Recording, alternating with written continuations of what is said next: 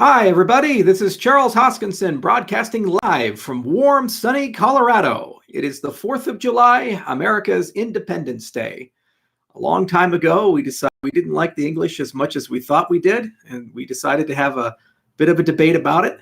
And I believe we did the very first Brexit, and it was quite successful.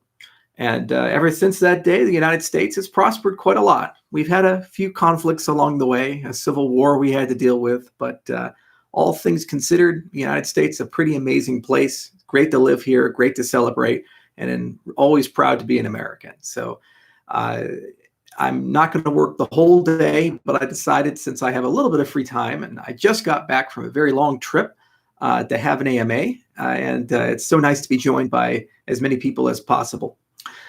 So anyway, a few announcements, just kind of an update. We did the self-node testnet. We released it not too long ago, along with some documentation and along with a website.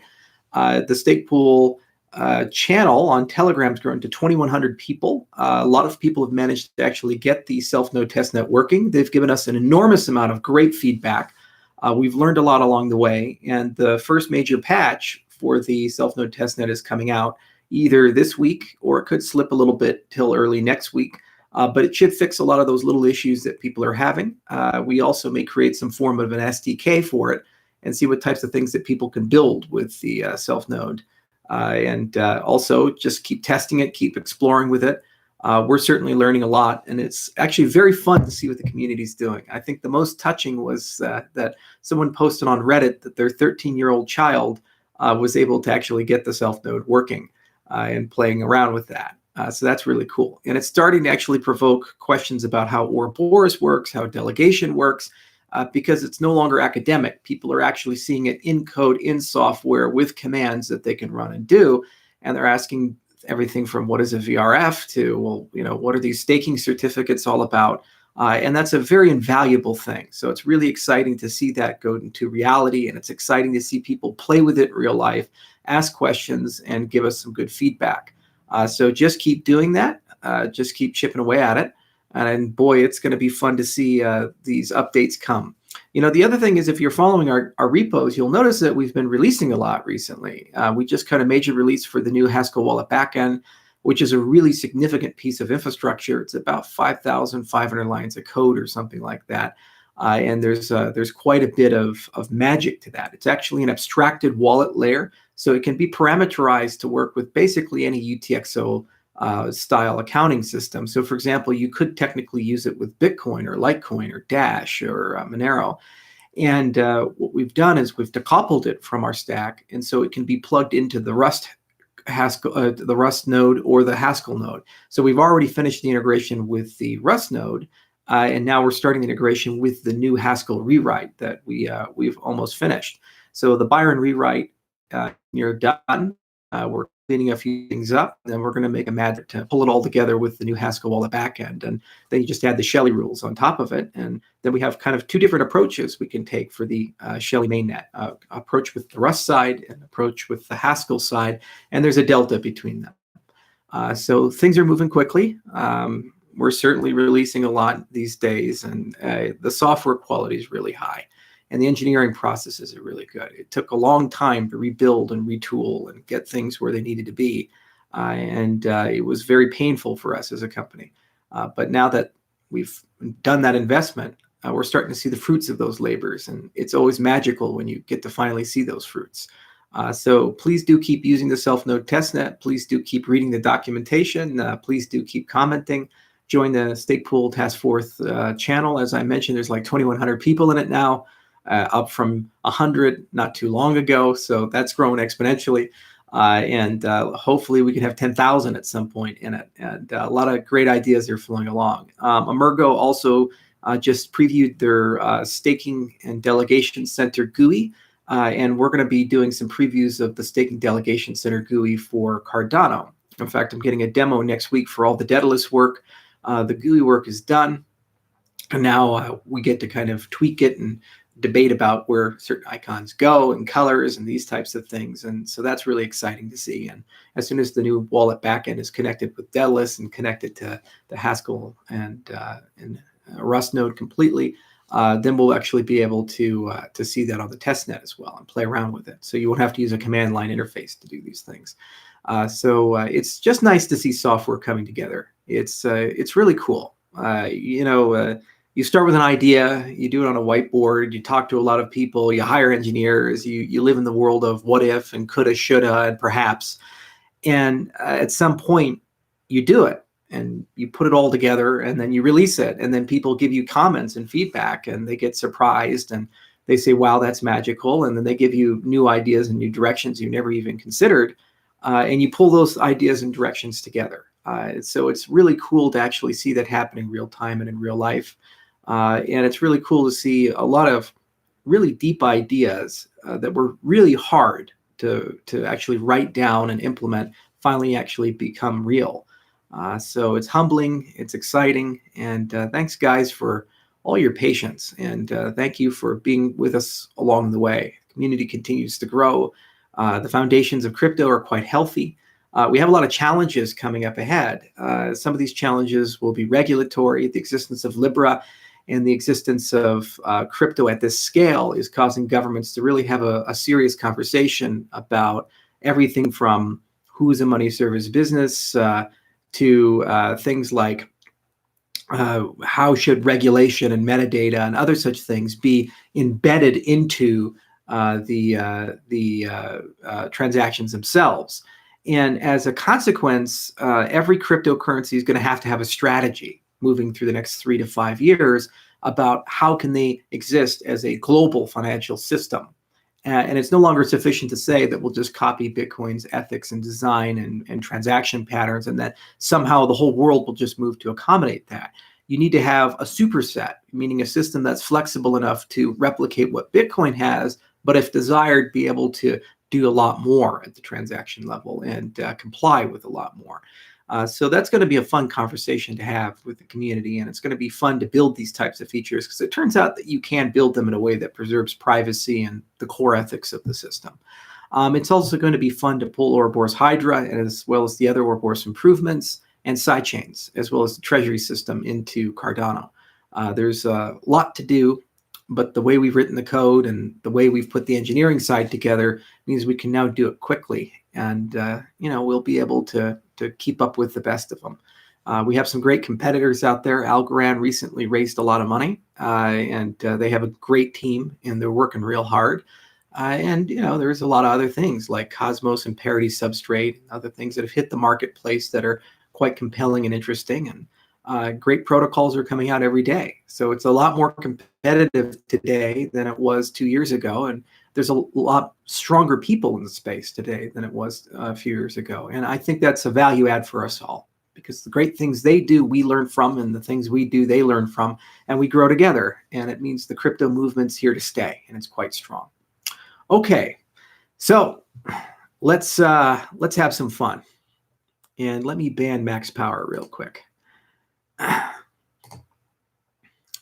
because that guy is always trolling. And yes, Israel, I had a heck of a lot of fun. I got very sick, actually. I had a stomach flu, a chest cold, and my gout was crazy. I was taking steroids for it. My immune system went to hell, and I stopped eating for 5 days. Still have a bit of a chest cold. And as a consequence, I lost about 14 pounds in a very short period of time. So I wasn't managed to go to at least one. Okay. I'd like your response on this. If IOHK is given another chance by ADA holders after Treasury implementation, what could you possibly propose in the next 5-year roadmap? Any revolutionary ideas?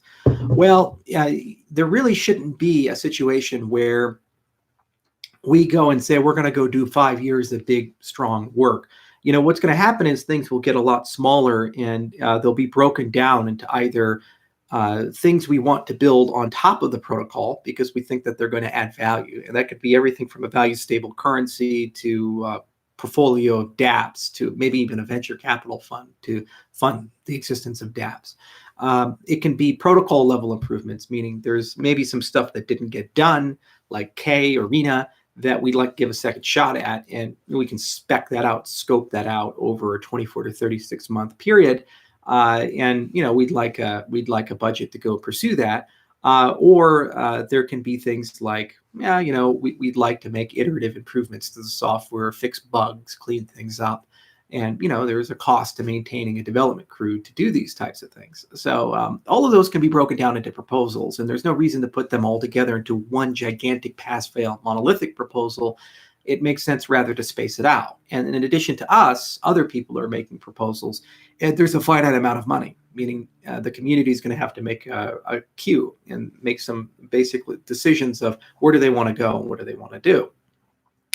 Moving in the next 36 months to I'd say 72 months, there's going to be major advancements in zero knowledge cryptography and multi-party computation in particular. And so there's a lot of room to bring these types of advancements into the Cardano protocol, either to improve performance, batch transactions together, allow off-chain computation, bring new types of applications to the system, or improve privacy, these types of things.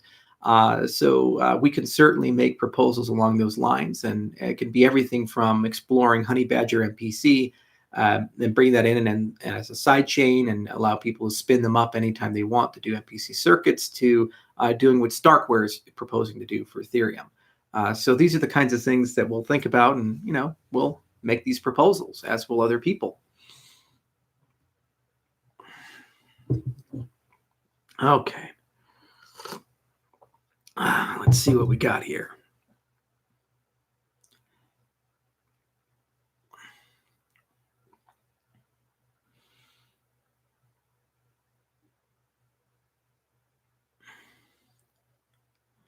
Am I barbecuing today? And if so, staking. I am having steak today. I will find a way to have some good steak today, and it's going to have gorgonzola and on the topper and all kinds of great sauces.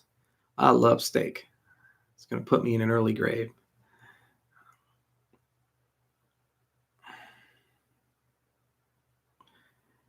Okay.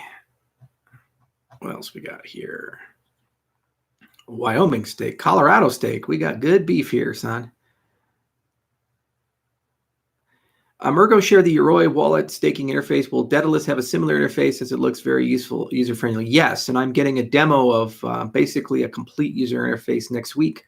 It's going to be a recorded demo. We're likely going to re-record it, and then it'll be somehow woven into the status reports that David does. So you guys will see that too. Okay, and that's going to be fun. I love actually demos. It forces everybody to actually show you something real. Are there any features being released in the next version of Daedalus? Daedalus 0.14, the release notes are being prepared.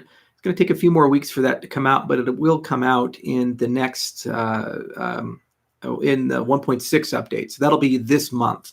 And yeah, there's a lot of Daedalus improvements, mostly bug fixing, and there's some GUI improvements and things like that. We're also going to put some animations in. I'm waiting for the new wallet backend before we actually start aggressively putting updates into Daedalus's functionality. The new wallet backend will open up the possibility of delegation and staking. The new wallet backend will also open up possibility of multi-sig and these other things.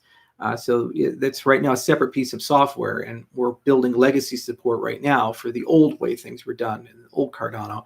And then we have a new way we're doing with BEC32 addresses and BIP44 support and these types of things. And those will come together, and then we can put that into Cardano. And the great thing is, because it's decoupled, it can be updated independently of the rest of Cardano, because it's an isolated system. And every week they do stuff with it. It's under extreme programming models. So it's going to mean we can add features much, much more quickly. And there can be tighter integration between what Daedalus team does and what the Cardano wallet team does, the backend wallet team does.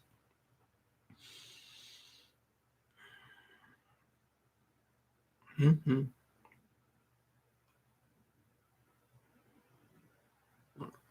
How do you feel about the new foundation head? I haven't had a chance to meet him yet. We have a call scheduled, and we're going to probably do a series of calls. He's got a great CV, and he's a real interesting guy. He comes from a strong operations background and does have a pretty deep background in blockchain technology, but it comes from the traditional financial world, UBS and these types of things, and could be quite a good custodial executive director. So we'll have some conversations and talk about strategy and history and Unfortunately, anybody who steps into that role, it's like drinking from a fire hose. So it's going to be very difficult to get bearings and to hit the ground running. But we'll do everything on the IWHK side that we can to try to facilitate whatever's necessary to get them moving as quickly as possible. And we're going to put user in timeout again. Good old max power. We'll just keep banning him. Okay.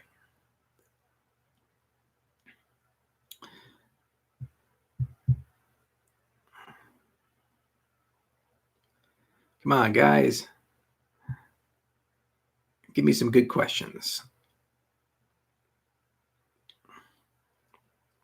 Raspberry Pi 4 just got released. What's the progress of running a full node on Raspberry Pi?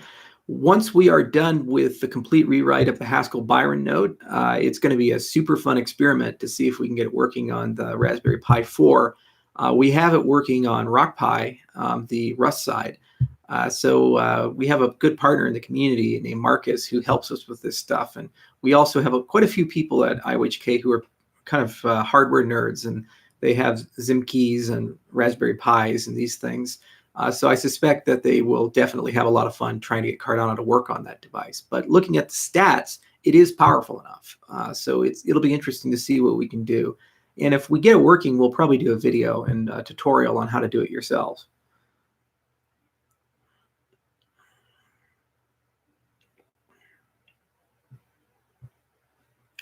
Okay. Haskell and Plutus MOOC. We do have a Haskell and Plutus MOOC. They're on Udemy. They have several thousand students. We're getting some feedback from them right now.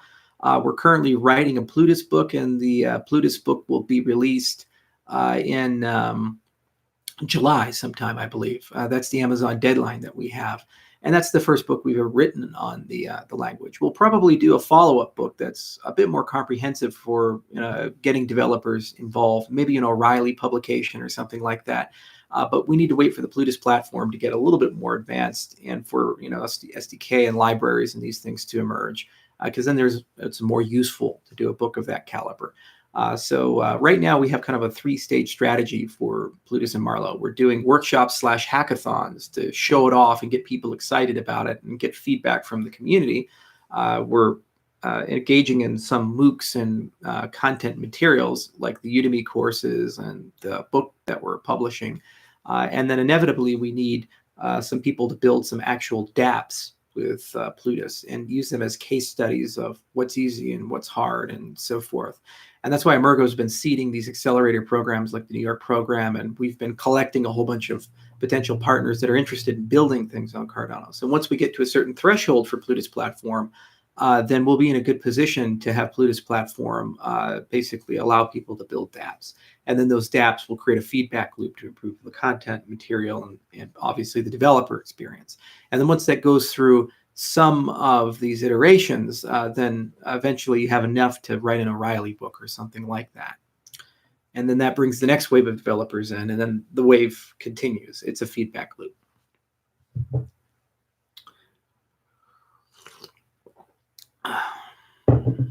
Let's see what else we have here.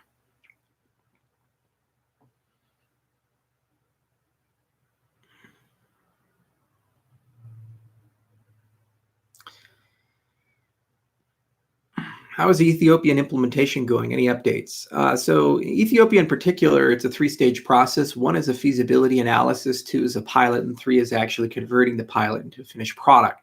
Procurement of these types of things tend to live in the 3 to 7 year time horizon. And the first step is just an MOU to establish the relationship. And then you negotiate a feasibility study along with a pilot. So we're in deep negotiations right now for a feasibility study and a pilot.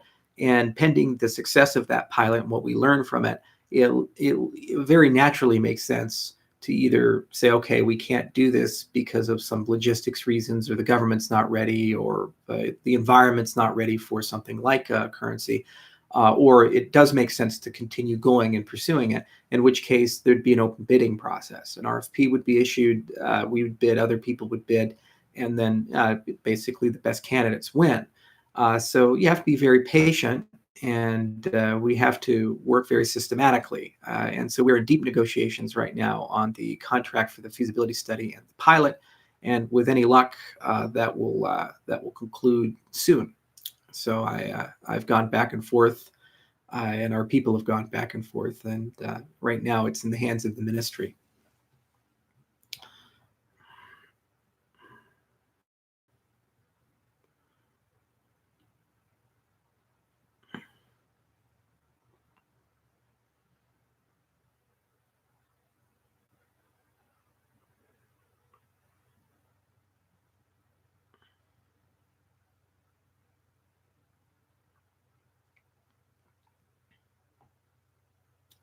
When will heavy marketing of Cardano kick in? I've seen a lot of discussion about marketing. Marketing has to be done in a stages. So, first you have to ask yourself, well, what are you selling? What are you trying to bring in? So right now, the point of the platform is to basically build a community around that platform, start a discussion about the philosophy of the platform, the goals of the platform, where we want to go, to have people integrate, to create liquidity. And for the most part, we've been overwhelmingly successful in that respect. We've been able to build a community in the hundreds of thousands. We're top 15 cryptocurrency. Consistently going into the top 10. We have great liquidity. I think we're now in 30 plus exchanges. A lot of people want to work with us. A lot of people believe in what we're doing and think what we're doing is a good idea. So that is kind of stage one. And that's what the Byron era was basically all about. It was learning how to release a cryptocurrency, how to build a community, how to get people behind it, get things where they needed to go. Stage two is about decentralization, and it's about handing this idea over to the community in many different respects, from the Cardano improvement proposal process to third-party people building infrastructure and making contributions to the project, to the actual decentralization of the consensus algorithm, meaning we go from a BFT protocol to going to a true proof of stake protocol with 1,000 stake pools and lots of things going on. So in that respect, that's a huge process, and it requires a different kind of marketing. So the first thing we need to do is we need to take the 40 plus white papers we've written, the extensive documentation we have, all the comments we've made, and pull them all together into a white paper. And basically the white paper will be an aggregation of sense that's concise and provides a great degree of technical clarity on why is this special as a product, and what's unique about it, and why did all of this research have to happen, and what are we bringing to the table that's really interesting and adds value for everybody. So doing that is quite a challenge, and we have a team actually lined up specifically to do that. So it'll be a process, but we'll get it done. Now, once that's done, then the next thing you do is you look end to end at all of your marketing content, and then you basically do a post-mortem of what did we do well, what haven't we done well, and then you redo the brand, reorient the messaging, and you generally work with partners on this. So we'll retain a third-party firm. There are several we've worked with in the past, and we'll have our own local assets as well. And then we'll come up with a plan to how to reorient communication. And this is going to be a comprehensive plan. So some of it will involve blog posts, some of it will involve original content like YouTube videos. We love to work with third-party partners. Like, for example, there's lots of educational YouTube channels like What I've Learned, and there's another one like Kasarek or whatever, I can't remember. There's dozens of these guys who make these 5-10 minute videos explaining everything from quantum mechanics to string theory to how quantum computers work in a way that the general public can understand. So you go partner with them, and then you create a Udemy course that explains what is Cardano, and like things like that. So there's a whole spectrum of content that has to be created, and then there's lots of marketing that has to be done through certain channels. Some of it is physical marketing, meaning you go to events. Some of it is digital marketing, and so forth. But a new strategy will come. Why? Because at that point, you're not just talking about a philosophy. You're not building a community. You have a functional product that actually requires input from the community for that product to work at its highest level. So you need to bring more people in and a different class of people in and upgrade an existing group of people. Then there's a whole nother marketing surge that will occur when Goguen comes out, hopefully not too long after Shelley. And basically that's about developers, developers, developers, developers, pull Steve Ballmer there, developers, developers. And you have to bring as many developers as possible in. And that's very easy to do.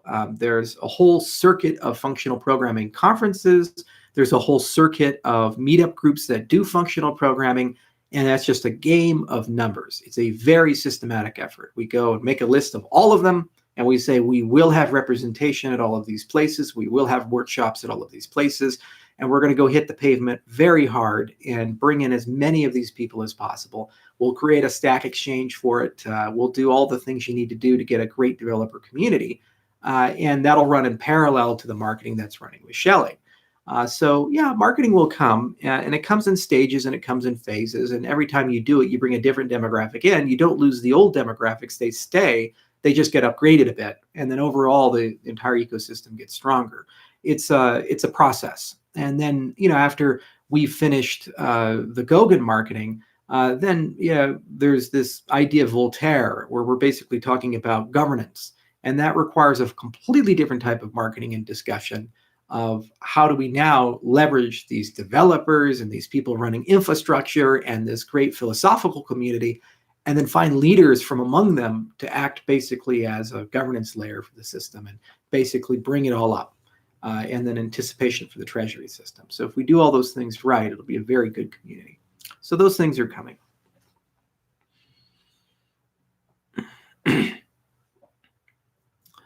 Okay, let's see what we got here.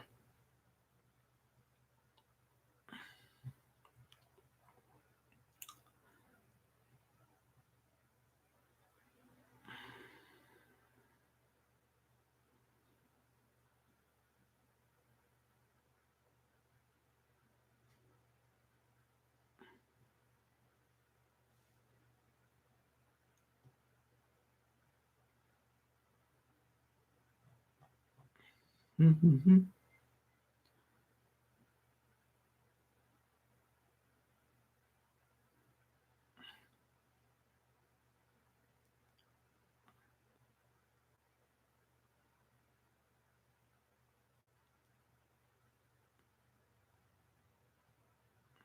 Okay, so there's a question right here about delegation. If we delegate my ADA, my understanding is that our funds remain spendable and do not leave our wallet. But how will rewards work if I've actually spent half the ADA that I've already staked? So what you have to do with staking is you have to pick a window of time to say that an election is going to occur. And once that election occurs, leaders are selected for the future for some time period.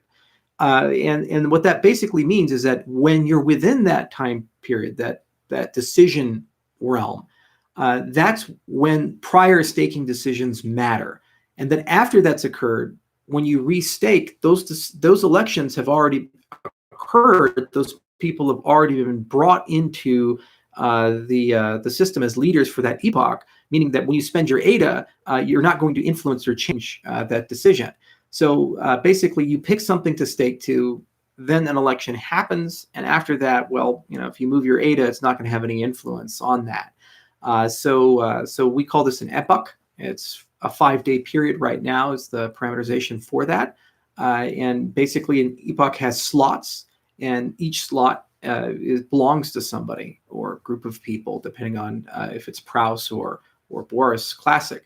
And when that slot comes up, somebody is responsible for making that slot, filling it with a block. And that person only gets that right based on that election that occurred. So that's basically how it works. So it doesn't require bonding. It doesn't require locking or any of these particular mechanisms that other people are doing. And it's a pretty flexible system. And it means that your ADA doesn't have to leave your wallet. You can cold stake, so you can do it on a paper wallet or on a ledger device once we add support for that. And basically, you're free to spend your ADA how you see fit.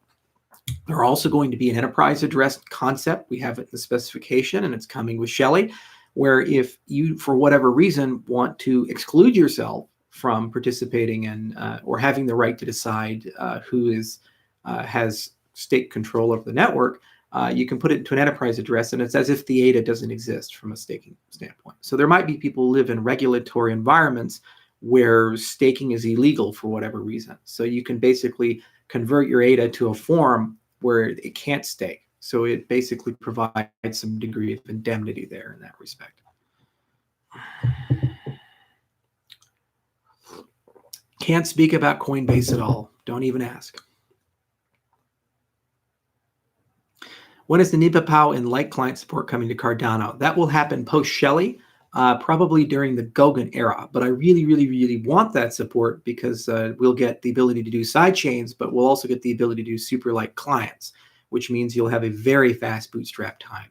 My goal long term is that when you install Daedalus, it just works instantly. You do not have to download the blockchain. You don't have to download a lot of information. You just install it. You can immediately use it. You can immediately start doing things. You enter in your keywords, restore your wallet. It's super fast to restore, and you just have it. And then as a background process, gradually Daedalus will upgrade itself to a full node, but that has no bearing on your usability of the wallet. And because of all the network improvements we've made and other things we're doing down the pipe, the downloading of chain and syncing of the chain, these things will be done a lot faster than it has been historically, but that'll be a background process. So it doesn't interfere with the usability of the system.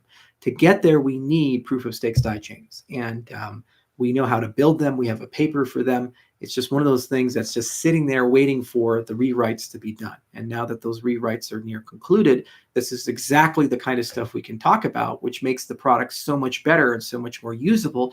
And it also allows us to future-proof the product, because at some point the Cardano blockchain will be very heavy. It'll be in the petabytes if we're successful. But if we can always use it and only have a few megabytes of data, then that means it's usable for everybody in the world, regardless of the hardware they happen to have. So it's very important. Okay.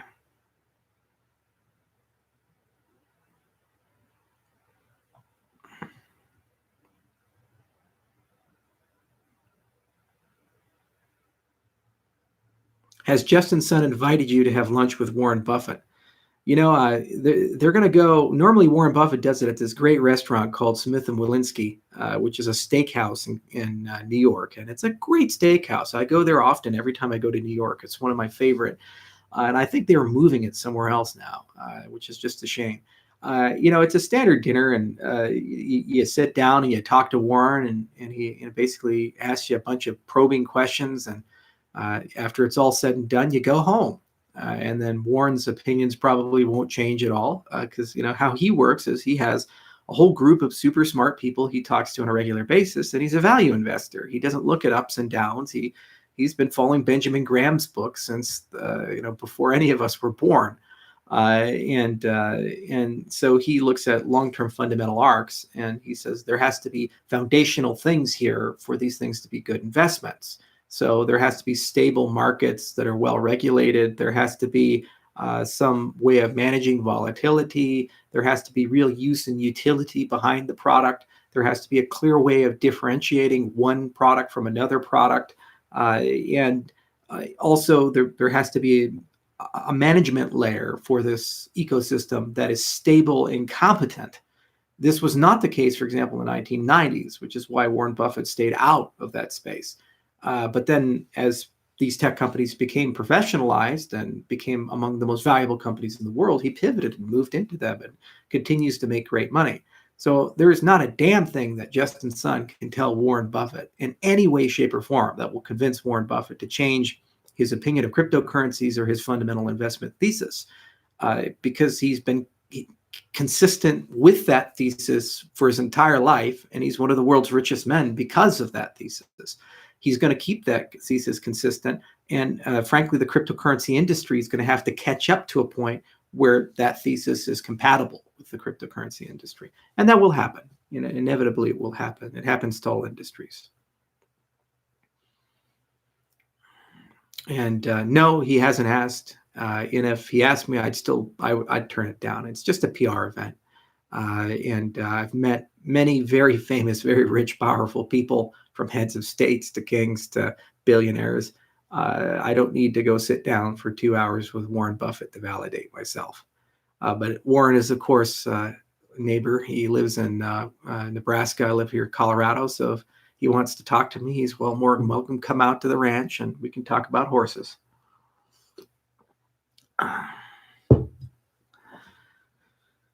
Okay, what do we got here? We'll also play some bridge.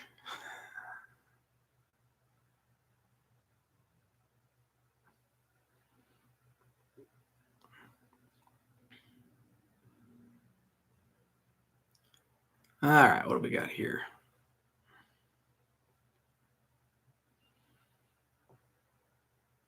Why does Ouroboros, a consensus algorithm, have different stages such as Hydra and Genesis? So protocol design is about changing things, is about accommodating demands and business requirements and technical requirements. So if I come to you and say, hey, my number one priority is speed, and I trust everybody running the system, and I own all the servers, and there's only going to be 7 of them, and they're never going to change. So give me an algorithm that is as fast as possible, and let's see what we can do with that. So I'd say, okay, great. Here's Raft.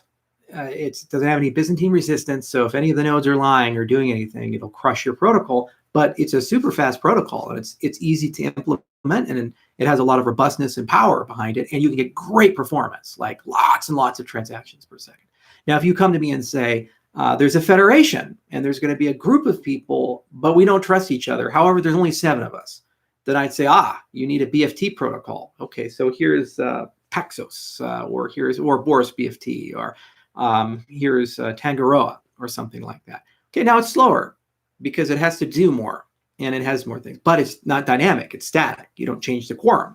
Then you say, okay, well, here's what we're going to do. We're going to put a voting system in, and we're going to vote and decide who's in a fixed quorum. And that's DPoS. It's basically what Dan Larimer created. Okay. And then you come to me and say, no, we want this to be dynamic. So we don't know how many people are going to run it. Maybe this many, but there's going to be some process that we follow to decide that. Okay. Well, that's what peer proof of stake is about, or what we're doing with Ouroboros. Now, every time you do these things, you change the cryptographic requirements, you change the capabilities of the adversary, you have performance trade-offs that you make. There's all kinds of things in your design space that you have to think about. And so the Ouroboros research line has been less about saying, can we find the ideal protocol? And can we take a step back, and can we just ask what makes good protocols, and what are types of good protocols in the cryptocurrency space when your goal is to do something like proof of stake? So we started from a BFT. We have a kind of a classic synchronous protocol. We have a semi-synchronous protocol with a little bit more dynamic control. We have this bootstrap from Genesis idea. We got rid of the clock, and we have something called Chronos, which is cool. And we're doing all these different things. And that's all for a single sharded protocol, meaning that everybody's working on the same piece of work. They have the same view. And then we even did work with parallel chains, and soon Hydra, which will say now people have different views and people are doing different work, and that's a sharded protocol. Okay, so the point is that when you put all of these things together, then basically that gives you options and choices. And then what we do is we say, okay, well, what is a cryptocurrency? How should a cryptocurrency be used? What does it mean to be a good cryptocurrency? What does decentralization mean? How much privacy do we need to have? How much resilience do we need to have against an outside attacker? What types of failures should we be able to recover from? And what are we willing to do? Like reset the network, put in a checkpoint. There's all kinds of philosophical questions that exist there. What you need to be able to do, though, is you need to have the protocols written down for that entire design space.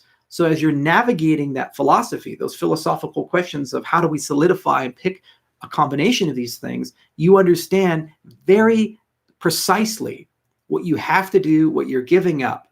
Or else what happens is you don't know where you're at. You don't know if you're in a situation where everything is right. And the GKL paper basically defines what is a ledger and what makes a secure ledger, and under what conditions does that not work, what conditions does it work, and so forth. So we've been gradually building the theory out. In fact, not only have we been building it out, we've been rewriting some of the papers for journal publication. And we've been doing this in a very open, transparent way through a conference submission process. So Eurocrypt, CCS Crypto, and so forth. And that has allowed us to gain an enormous amount of knowledge about the entire design space. And it puts us in a very competitive position because we now know how to compare what we've done with Algorand and Casper and Hashgraph and Avalanche and all of these other classes of protocols. We have a standard model within the company of how we fit those into this framework, and we understand the trade-offs that they've made. And then you can make a compelling argument. Well, maybe those are reasonable trade-offs. You could also make an argument they're unreasonable for being a cryptocurrency. But that's a much more informed, rigorous, systematic way of thinking about these things than just writing one protocol and saying, this protocol solves all problems forever. There's no issues with it, and everybody else is wrong. And no, you get to see the theory, and you get to see why we did what we did. And we can have differences of opinion, but you can't have differences of facts. You understand why these things exist the way they exist. Okay. Let's see here. What else we got?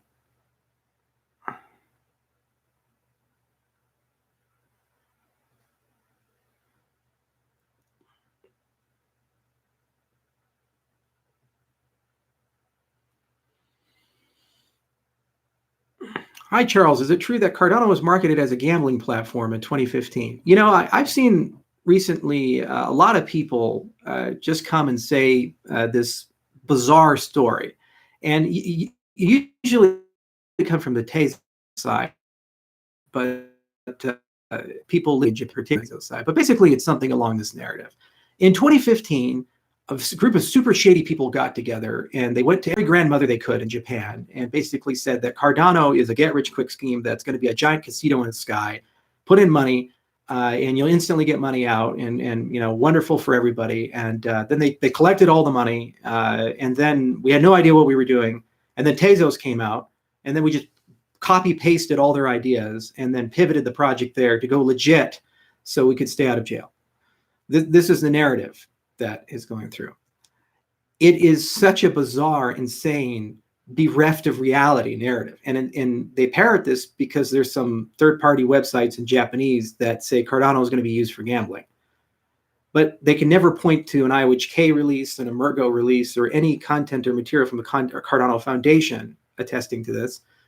Why Cardano itself doesn't mention this at all. There's no connection to that. All the research we've done has no connection to that reality. The code we've written is completely new, and it's written in a clean room approach with its own setup. And everything we've said consistently has been that Cardano is an open platform.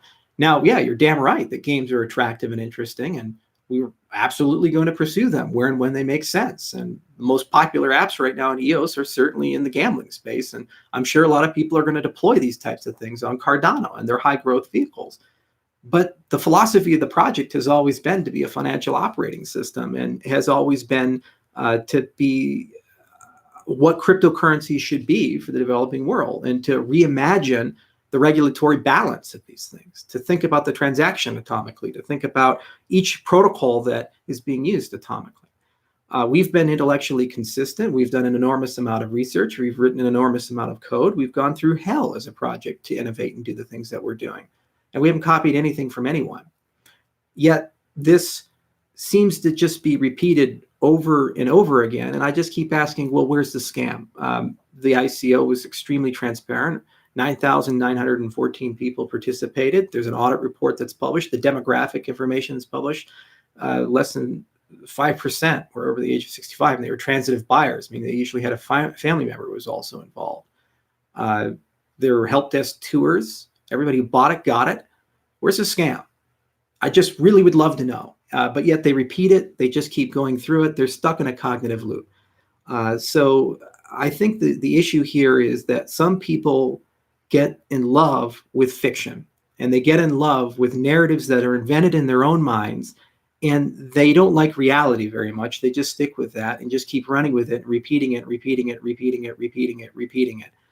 And no amount of evidence, no amount of work, no amount of progress, no amount of effort can ever dissuade a person to get off of that cognitive cycle that they're on. For example, the anti-vaccine movement. There is no evidence, none. There's none. You can't find it. But yet some people are so convinced that it's a fact that vaccines cause autism to them.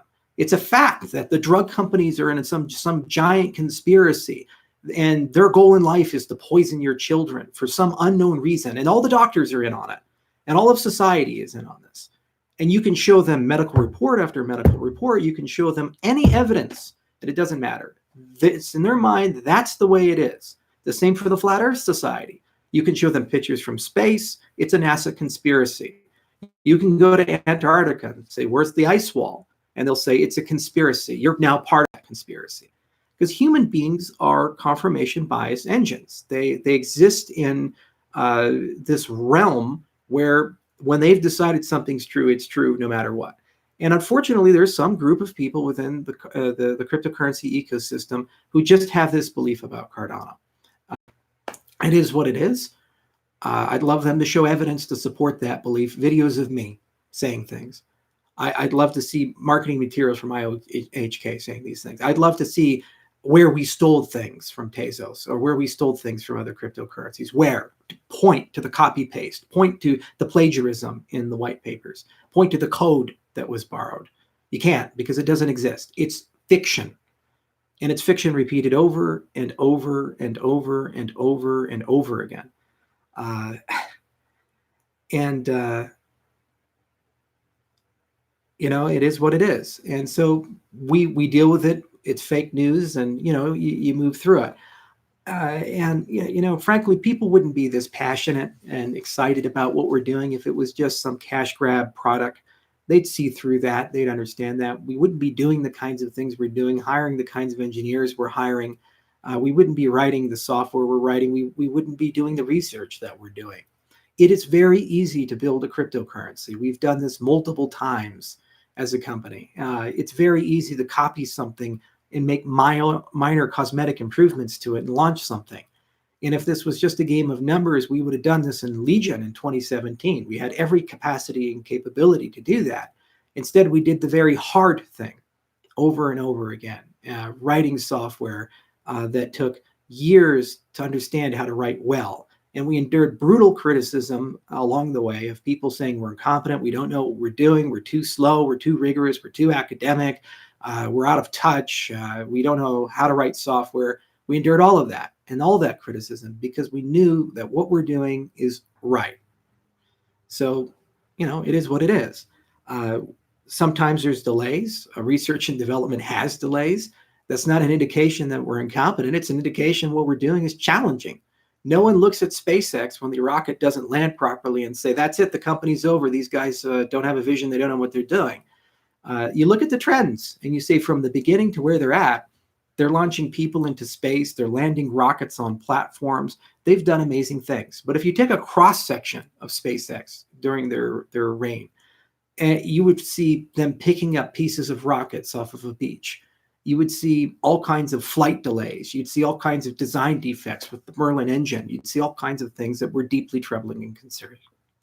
And you'd say, oh, wow, it must not be going well. The same for Tesla. If you take a cross-section of any time in the company's history, 2008, they're bankrupt in 12 hours. You look at their production quotas and you say, well, they're not making enough Model S's. And then it was not enough Gen 3s. Now they're shipping 65,000 cars a month, more than Mercedes-Benz in the United States. So, these things take time. They take effort. There's ups and downs. Roadmaps are just that. They're where you want to go. Sometimes the weather's bad and you have to camp for 3 weeks and hunker down. It doesn't mean we don't know what we're doing. It just means that the environment's harsher than we intended, or maybe the road isn't the road we need to take. We need to pivot and go on a different road. The fact that we can do that, the fact that we can recognize that means it's a great project and it's being led by great people. That, I think, is the thing that people always have to take home. As for the rest of this noise, comes up, it happens, and it's more of a reflection at this point on the people who say it than a reflection on us as a project. I'm perfectly happy and comfortable with the things that we've done, and I'm very proud of the people who have done these things.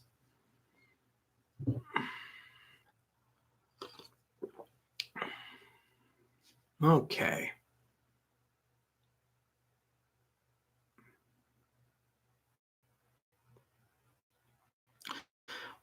Why companies does Amazon implement payment systems as any cryptocurrency in the moment if that's beneficial to them? Yeah, so this is the deliberate question. So basically, when you're thinking about payment systems and you're a big guy like Microsoft or Google or Apple and Amazon, these payment systems are just so painful. You lose a lot of money. A lot of value flows out. you have billions of customers, you have direct relationship with those customers. Oftentimes, you know more about your customers than the government knows about your customers. And you'd say, why the hell am I dealing with these middlemen? We know more than they do. We can write better software than them. We should have a direct financial relationship with the customer. Customer has money. I have a product. They should be able to pay me, and they should be able to pay me easily. So they say, let's build our own system. The problem is regulation. And the problem is that the people who are involved in this industry have monopolies. And these are state-sponsored monopolies because of the regulatory environment. Well, the existence of cryptocurrencies has changed this calculus tremendously. And as a consequence, what it's done is it's opened up the realm of possibility of now having a mechanism where you can have a direct financial relationship with your billions of customers. So the only one who had enough balls to go and say, let's go do that is Zuckerberg. If he wins that fight and it's successful, there's going to be a Microsoft coin, an Amazon coin, a Google coin, an Amazon and Apple coin. And so they put it together, they're going to do it because there's too much money to be made and too much money to be saved. And it gives you more direct access to all of your customers. And in a way, this opens up the floodgates for the entire industry. And it is the single greatest threat to the oligarchy of the financial industry. All of these people are basically going to the Chases, the Wells Fargos, the Banks of America, these international settlement groups. Their lunch is going to get eaten by this. And it's a great opportunity for us because these systems that are being constructed are programmable, they're open for the most part, which means that they can be interoperable with cryptocurrencies. And even if they're just interoperable with Bitcoin, that's going to be enough for all of us.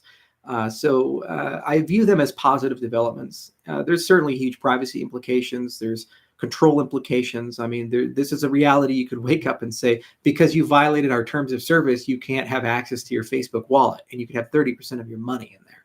It's a terrible, terrible thing. And that's a reality that could happen. So navigating this space from a consumer perspective is going to be quite hard. But I'm very excited. It's good for all of us.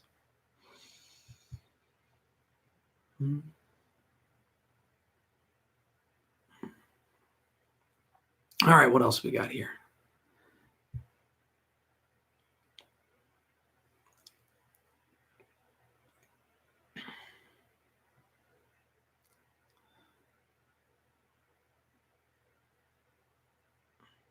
Glenn, you missed the beginning of the talk. I talked about the self-node testnet. Refer to that.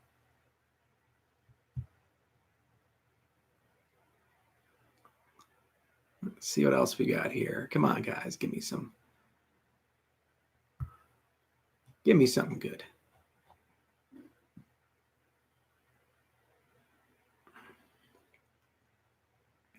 Craig Wright cried in court. Is that like Aliens where the blood comes out and it burns a hole in the desk? The tears come out and they burn holes and things. That guy's a joke.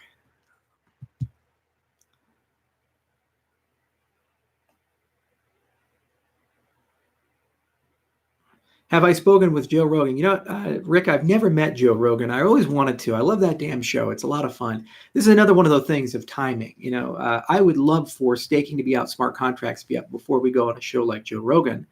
And I'd love for our Africa work and for the work in Georgia and other places to be a little further evolved before we go on Joe Rogan, because then we have some very serious, very real meat and potatoes that we can talk about. And it's not just hypotheticals or philosophy or, oh, this is going to be great one day. We can say it is great, and it's great right now, and it's great right now for the right people. And then Joe can be like, wow, that's amazing. Do you do DMT? And then we can talk about aliens for a bit. But the point is that, you know, all things have their place and their time. And I think we need to be just a little bit further along before we get that kind of notoriety. But then once you're there, you can be a recurring guest, and then there's a whole intellectual dark web to leverage into and start talking about. So we'll get there, and I'm very happy to know that we're making progress. Okay.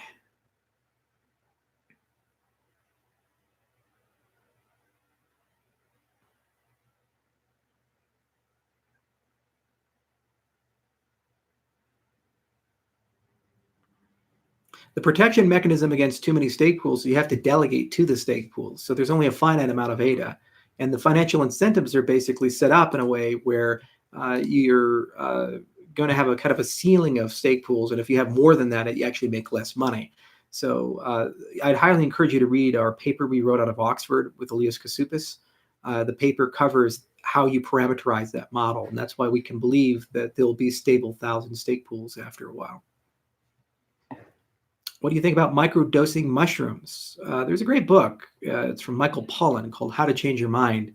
And it talks about psilocybin mushrooms and the entire psychedelic movement and where these things come from. It's very exciting to see that that's going back into the mainstream. And there's real research at Johns Hopkins and other places happening. And it shows that there are tremendous psychological benefits, especially for depressed patients and people who are at end of life and dealing with those issues. And then there's a lot of people, Silicon Valley, who do microdosing because they feel it gives them more mental clarity. And apparently it's quite popular in the Brazilian Jiu-Jitsu community as well, again, for the focus and the clarity.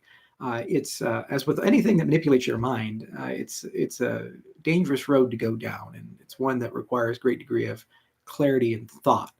But it's exciting to see that that research is now being legitimized in the mainstream and real scientists are looking at it and they're pursuing it in a rigorous scientific way.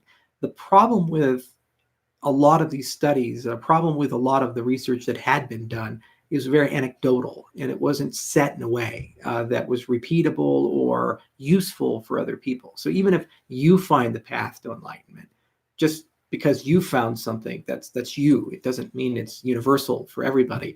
And in some cases, it could be quite harmful for other people. So applying a rigorous methodology that can give us some clarity about what the group could benefit from is a powerful thing. And it's very exciting to see that that's actually happening. And it's happening at places like Johns Hopkins, which is one of the best institutions of research in the entire world for medicine.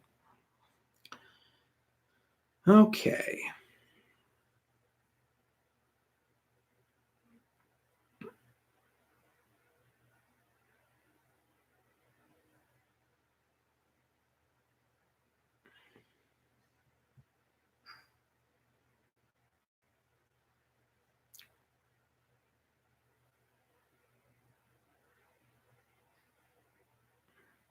Why is the ADA price right now down, boss? Your guess is as good as mine. I don't know how these markets work. It is pretty crazy.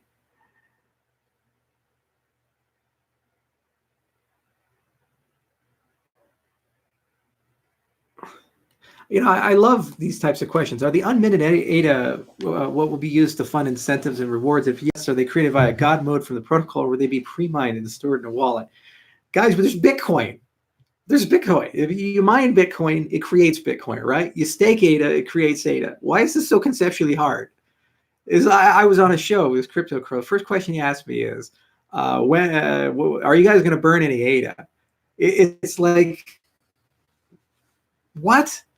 The ADA that's in circulation is in circulation. Human beings own it, not machines. It's not magical ADA living in a wallet. It belongs to human beings. It's distributed. And when staking is on, ADA is created. Inflation occurs to pay for the network maintenance and to provide a treasury for future investments in the network.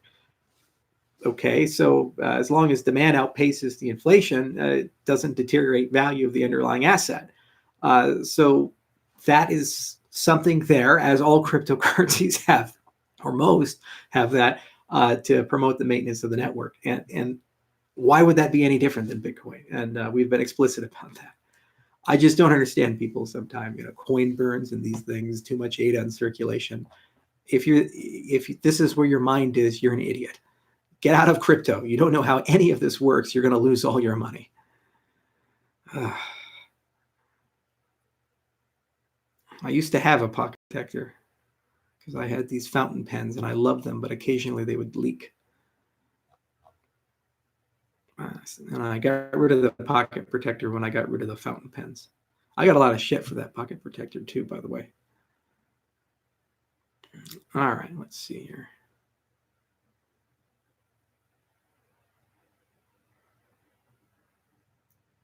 Amazon copyright Merkle tree? I hope they didn't. That doesn't make any sense at all. It's prior art. They didn't invent it. Authenticated data structures have been around for a long time.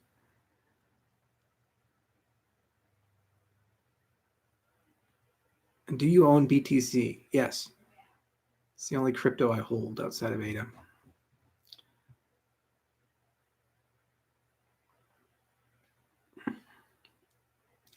All right, guys, it's 4th of July. I don't want to be here much longer. Give me a good question.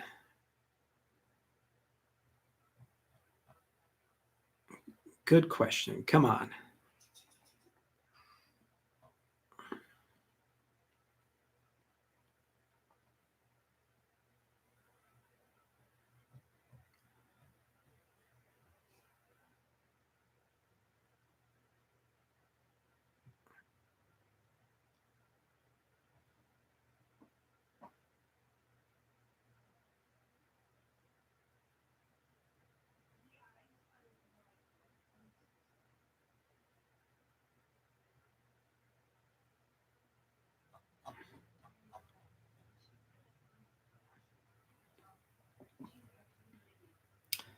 That's a good one to end it on 4th of July. Are you proud to be an American? And the answer is yes, I'm very proud to be an American. You know, this is a very special country, and it's a very unique country.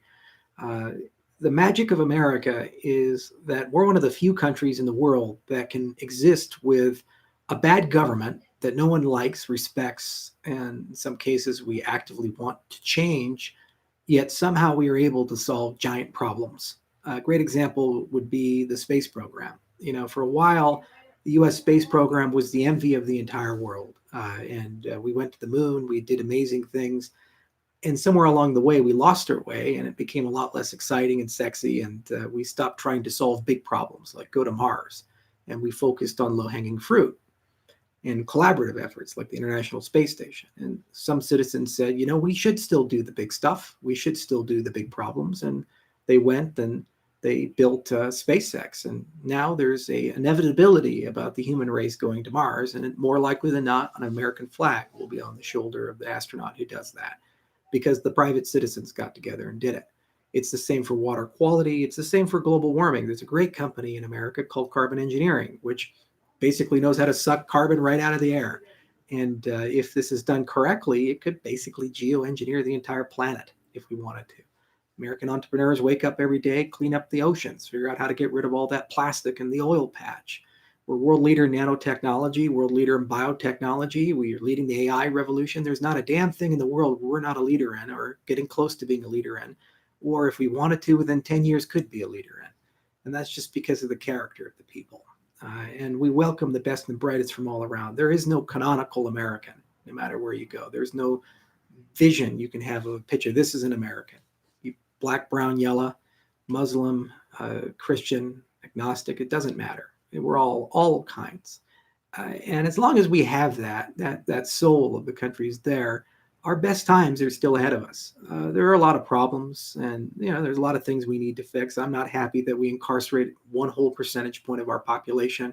War on drugs has to end. It's an immoral affront to everything we stand for. We run an empire. It's out of necessity at the moment. If you think we do a bad job with it, you guys should see what China does to people. Look at the concentration camps in Western China and look what Russia did to people and the 100 million people they killed. Yeah, we're not so nice, but they're a hell of a lot less nice than us. And so that has to come to an end too. And we have to find a better way of having the world be governed so that we don't descend back into tyranny and chaos and these problems. But, you know, overall, it's an amazing place. And it's a place to live that makes you better. And it's a place that doesn't hand you everything on a silver platter and say, here you go, life is easy. Life is hard in the United States. You have a lot of debt you incur. It's hard to get a good job sometimes. Sometimes you have to move. Sometimes you have to make sacrifices. And there's a lot of people who think that we should just make it easy for everybody. But that hardness is what defines us and the challenges that we have. I think about my grandfather in Montana and the environment he grew up in. That's a state that had the Homestead Act, which said that and this was back in the 1860s, 1870s when it came out, it said if you could live there for a year, it'll give you a bunch of free land. 9 out of 10 people either died or went home because it was too hard. But the people who stayed, that's Montana. It's the same for Alaska. And this is where we come from. And, these are the people. So as long as that's the case, I'll be proud. And it always will be. A lot of people like to complain. A lot of people like to have differences of opinion and say everything's horrible and racist and we're all bad. But yet somehow, some way, everybody still talks about us. Everybody still wants to come here and do things. So it's great to be an American, and it's great to be here on the 4th of July. I very rarely these days get to be home for this holiday, and it's one of my favorite. So yes, very proud, and always will be proud. So anyway, thank you guys so much for listening, and thank you so much for the faith and support. And let's just keep chipping away at it. And hopefully the next time we talk, we'll have the new testnet out, and you guys can tell me how magical it is or how bad it is. Cheers.